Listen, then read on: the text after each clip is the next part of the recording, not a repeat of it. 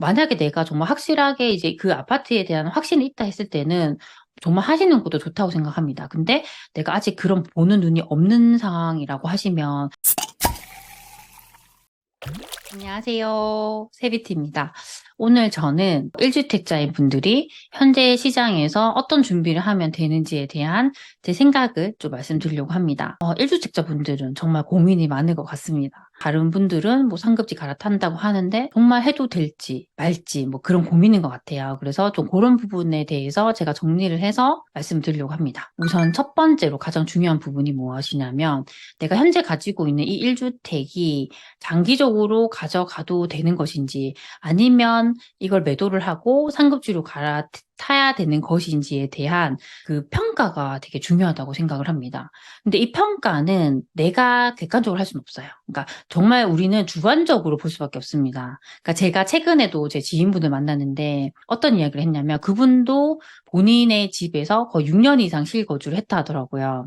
근데 그렇게 했던 이유가 주거의 만족도가 높았다고 합니다. 이제 그분 같은 경우는 이제 아이를 친정에 맡겨야 되니까 친정 부모님과 같은 아파트에 매수를 하신 거예요. 그래서 그곳에 이제 아이도 맡길 수 있었고 이제 예전에 이제 결혼하기 전부터 살았던 곳이니까 너무 편하게 살았던 거예요. 그래서 여기가 되게 좋다고 생각했는데 나중에 이 집을 팔려고 생각했을 때 확실하게 알게 됐다고 합니다. 이 집이 객관적으로 봤을 때 좋지 않다는 걸 알게 됐대요. 그래서 이제 급지를 따졌을 때 1급지, 2급지, 3급지로 우리가 기준 나눈다고 했을 때 이곳이 거의 3급지 정도 되는 수준이었다 합니다. 그래서 집을 팔 때도 너무 어렵다 하더라고요. 사실 저도 너무 똑같은 입장이었거든요. 제가 살던 곳이 외곽에 있는 아파트였는데 저는 그곳이 제일 좋은 줄 알았어요. 너무 살기가 좋았거든요. 그래서 아이도 저도 친정에 맡겨야 돼서 엄마께 맡기기도 좋았고 그 옆에 지하철역도 가깝고 옆에 하천도 있어서 산책하기도 좋고 제 나름으로는 너무 좋다고 생각했습니다. 그래서 이제 단점은 당연히 있었겠죠. 뭐 상가도 없고 옆에 뭐 중학교도 없고 이런 게 있었는데 이런 것은 크게 중요하지 않아라고 생각했던 것 같습니다. 근데 나중에 저도 이제 집을 팔려고 하다 보니까 정말 여기 이사를 올려온 사람이 없는 거예요. 그때서야 제가 정말 객관적으로 판단하게 됐습니다. 그리고 제가 이사를 오기 전에 또 이런 이야기를 들었습니다. 제가 처음에 그 아파트에서 전세를 살았었거든요. 거기 집주인이 계셨는데 이분이 이제 그 집을 계속 갖고 계셨던 거예요. 몇 년 동안 갖고 계셨는데 나중에 결혼을 하게 되면서 부인과 함께 이 집에 이제 살려고 했던 거예요. 근데 그 부인이 될 분이 어떤 이야기를 했냐면 나는 죽어도 이 집에는 이사를 오지 않겠다고 얘기했대요. 그만큼 이 집이 사람들이 원하는 집이 아니었던 거죠. 사는 사람들은 객관적으로 잘 못 보는 것 같아요. 이걸 깨기 위해서는 저는 일단 주변 사람들에게 많이 물어보는 게 좋을 것 같아요. 정말 객관적으로 봤을 때, 네, 이 집이 어때? 라고 물어볼 수 있고요. 두 번째는 가격이에요. 이 가격을 봤을 때 그래도 우리가 만약 큰 도시 같은 경우는 구 단위로 되어 있잖아요. 그럼 이 구에서 상위 30% 안에는 드는 곳인지 그런 것도 알아볼 수 있고요. 세 번째는 부동산 소장님들께 물어볼 수 있을 것 같아요. 우리 인근에 있는 부동산이 아니라 다른 좀 떨어져 있는 부동산에 여쭤보시면서 소장님 보시기에 뭐 요 동네는 요 아파트는 뭐 수요가 많나요? 적나요? 이렇게 물어볼 수 있잖아요. 그러면 좀 더 객관적으로 얘기해 줄 수 있으니까 그런 식으로 이제 다른 이 사람의 좀 피드백을 받아보면서 이 내가 사는 집이 객관적으로 어떤지를 판단하는 게 좋을 것 같습니다.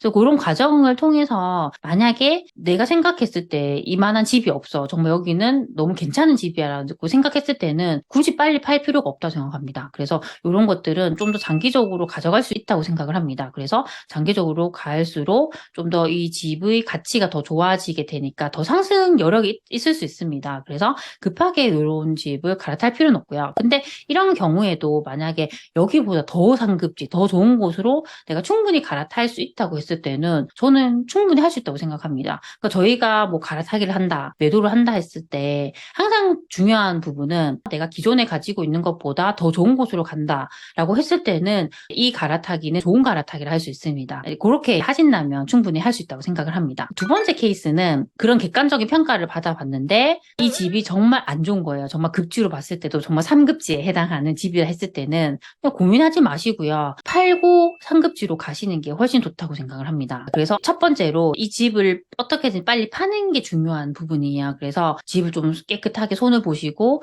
뭐 돈을 최대한 좀 적게 들여서 집을 깨끗하게 손을 볼 수 있습니다. 저도 돈을 어떻게든 좀 적게 들여서 들여서 분위기를 많이 바꿔보려고 했던 것 같아요. 분위기를 가장 잘 바꿔볼 수 있는 것들이 첫 번째 조명이라 생각을 합니다. 그래서 조명 같은 경우에 만약 형광등이라고 하면 LED 등으로 다 바꿔볼 수 있고요. 두 번째는 저는 어떻게 했냐면 이제 베란다에도 예쁜 등을 바꿨고요. 식탁 등을 요즘에 유행하는 걸로 바꿨거든요. 근데 그 정도만 바꿔줘도 너무너무 예쁘게 분위기가 확 바뀌더라고요. 그리고 두 번째는 시트지 작업을 다 했거든요. 시트지 같은 것들도 돈이 생각보다 많이 들지 않아요. 그래서 뭐 문이나 싱크대 같은 것들 뭐 이렇게 색이 많이 바랜 부분이 있다고 하면 이 정도만 깨끗하게 해둬도 충분히 집이 달라 보입니다. 그렇게 해도 돈을 좀 적게 들이면서 손을 봐가지고 이렇게 하시면 매도를 하기가 좀 수월할 것 같습니다. 그래서 매도를 이제 하시는 과정에서도 내가 어떤 곳으로 갈아탈지를 계속적으로 봐놓는 게 전 중요하다고 생각을 합니다. 두 번째 우리가 필요한 부분이 뭐냐면 가용 자금입니다. 이 내가 얼마의 돈을 가용할 수 있느냐의 부분인데요. 최근에 저한테 이제 질문 주셨던 내용이 어떤 부분이 있었냐면 지금 갈아타기를 이제 하고 싶은데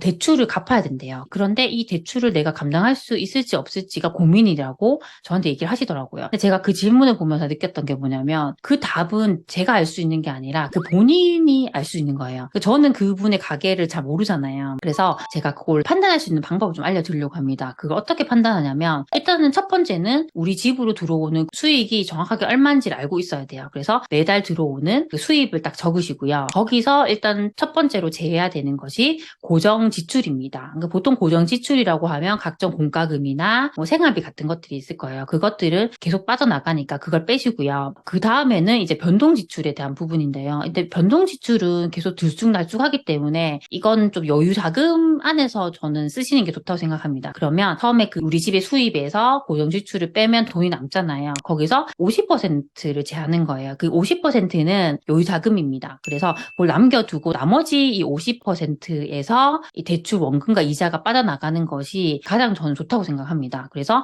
뭐 변동 지출이나 혹시나 뭐 대출 이자가 갑자기 올라가지고 돈을 더 내야 되면 이 여유 자금 안에서 돈이 빠져나갈 수 있게 하시는 게 가장 좋다고 생각합니다. 그래서 일단 그 작업을 해보면서 내가 얼마의 돈을 가용할 수 있는지를 판단하는 게 가장 중요합니다. 그리고 대출 같은 경우도 우리가 대출을 알아보는 것도 정말 많은 곳에 알아보셔야 돼요. 보통은 이제 주거래은행이라고 해서 내가 월급 받는 그런 은행이라던가 이런 곳에 한 군데만 가서 알아보시는데요. 은행마다 되게 조건이 많이 다르거든요. 더 금리도 저렴하게 할 수 있고 또 알아보시면 대출이 더 많이 될 수도 있습니다. 그래서 최대한 좀 많이 발품하셔가지고 아니면 뭐 대출 상담사 통해서 알아보시던지 해가지고 그런 대출이 내가 얼마가 되는지 뭐 주택담보대출뿐만 아니라 뭐 신용대출이 없다고 하면 신용대출도 이제 알아볼 수 있고요. 여러 가지 대출을 이렇게 해서 최대한 내가 가용할 수 있는 돈이 얼마인지까지 딱 이렇게 판단해가지고 하셔야 됩니다. 그게 결국에는 내가 나중에 상급지로 갈 때 필요한 돈이 되는 거잖아요. 그 돈에 따라서 내가 더 좋은 곳에 갈 수도 있고 그보다 덜한 곳에 갈 수도 있기 때문에 그 가용 자금을 좀 판단하는 부분이 정말 중요하다고 생각을 합니다. 그리고 세 번째인데요. 세 번째는 상급지가 어딘지를 판단하는 부분입니다. 근데 그냥 무작정 내가 생각했을 때 여기가 상급지인 것 같아 라고 생각을 하고 가시면은 정말 실패를 하실 수 있습니다. 그래서 이 부분도 일단 공부를 하시고 최대한 객관적인 시선으로 바라보는 게 전 좋다고 생각을 합니다. 그래서 1차적으로는 이제 가격을 보는데요. 내가 사는 것보다 일단 비싼 아파트라고 했을 때는 이곳이 더 상급지일 확률이 높습니다. 그리고 현장에 가셔가지고 입지 요소들을 보는 거예요. 뭔가 여기는 초품화이고 하원가가 밀집이 되어 있고 여기 바로 앞에 뭐 지하철역이 있고 뭐 일자리가 있고 뭐 이런 요소들이 잘 돼 있다고 하면 또 여기가 더 상급지일 확률이 높습니다. 그런 것들을 또 판단하기 위해서라도 우리가 공부는 필요하다고 생각을 합니다. 부동산의 뭐 입지를 결정하는 것에 대한 그런 뭐 강의라던가 그런 책이라던가 뭔가 그런 영상이라던가 이런 것들이 있다고 하면 그런 것들을 계속 보시면서 공부를 하시고요. 실제로 또 많이 보시는 게 저는 중요하다고 생각합니다. 시간 나실 때마다 현장, 뭐 내가 사는 곳 인구뿐만 아니라 여행을 갔을 때도 그 인근에 있는 아파트 같은 곳들을 계속 보시면서 어디가 더 입지가 좋은지, 왜 여기에 인기가 많은지, 또 시간이 나시면 거기 옆에 있는 부동산에 가셔가지고, 여기서는 어떤 아파트가 제일 비싼 아파트예요? 어떤 아파트가 제일 인기가 많아요? 왜 그런가요? 뭐 이런 이야기들을 계속 편하게 하시면서 계속적으로 내가 그런 기준을 정립해 가시는 거예요. 그래서 그렇게 하시면 정말 내 집을 갈아타실 때도 더 좋은 곳으로 정말 갈아탈 수 있는 전 그 눈이 생긴다고 생각을 합니다. 네 번째는 가장 중요한 부분이라 생각하는데요. 조급해하지 마셨으면 좋겠습니다. 많은 분들은 지금 당장 사야지. 지금 당장 해야 돼. 이렇게 생각을 하기 때문에 조급하게 결정을 하게 되고 이게 실패로 이어지는 경우가 많습니다. 근데 지금은 조급할 필요는 없는 것 같아요. 계속 금매가 소진되고 이런 곳들이 발생하고 있긴 하는데요.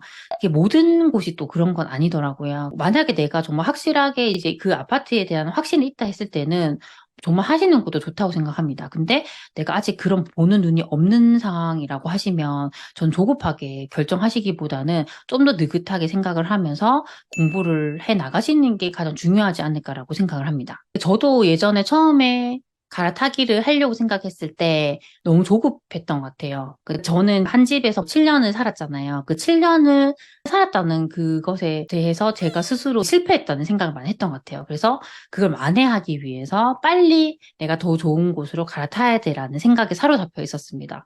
그래서 어떻게든지 이제 계약을 계속 하려고 했고요. 그 과정에서 잘못된 곳을 사서 실패도 하고 또 힘들었던 경우도 있었습니다.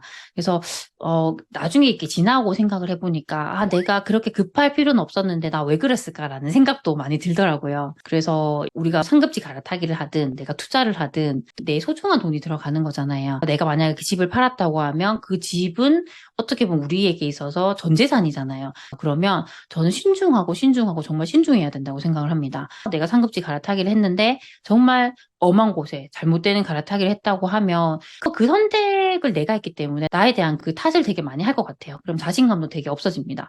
근데 제가 본격적으로 투자를 할 수 있었던 그 계기가 어떤 것이었냐면 그 전에는 몇 번의 실패를 했지만 제가 그 제대로 된 그 갈아타기를 통해서 제가 자산을 확실히 늘릴 수 있었거든요. 근데 그때 자신감이 딱 생기는 거예요. 내가 정말 할 수 있겠구나. 근데 저는 어떤 일을 하던 간에 그 한 번의 성공 경험이 정말 중요하다고 생각을 합니다.